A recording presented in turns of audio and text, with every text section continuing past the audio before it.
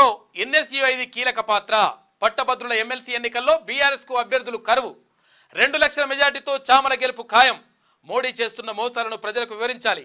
Congress MLC అభ్యర్థి తీన్మాన్ మల్లన్న ఇవాళ నల్లగొండలో భారీ ర్యాలీతో నామినేషన్ వేయనున్న తీన్మాన్ మల్లన్న పాల్గొననున్న పలువురు ప్రముఖులు, ఎమ్మెల్యేలు, మంత్రులు. త్వరలో జరగనున్న పార్లమెంటు గ్రాడ్యుయేట్ ఎమ్మెల్సీ ఎన్నికల గెలుపులో ఎన్ఎస్యుఐది కీలక పాత్ర పోషించిందని టీపీసీసీ ప్రచార కమిటీ కన్వీనర్ ఎమ్మెల్సీ తీన్మాన్ మల్లన్న అన్నారు. యాదాద్రి భువనగిరి జిల్లా కేంద్రంలోని సాయి కన్వెన్షన్ హాల్లో గురువారం ఎన్ఎస్యుఐ భువనగిరి పార్లమెంటు విస్తృత స్థాయి సమావేశాలకు ముఖ్య అతిథిగా ఆయన హాజరై మాట్లాడారు. కాంగ్రెస్ పార్టీలోని యువతకు భవిష్యత్తు ఉందన్నారు. త్వరలో జరగనున్న పార్లమెంట్ ఎమ్మెల్సీ ఎన్నికల్లో ప్రధాని మోడీ చేస్తున్న మోసాలను, మోసపూరిత హామీలను ప్రజలకు వివరించి కాంగ్రెస్ పార్టీ అభ్యర్థుల గెలుపునకు కృషి చేయాలని చెప్పేసి తీన్మాన్ మల్లన్న పిలుపునిచ్చారు.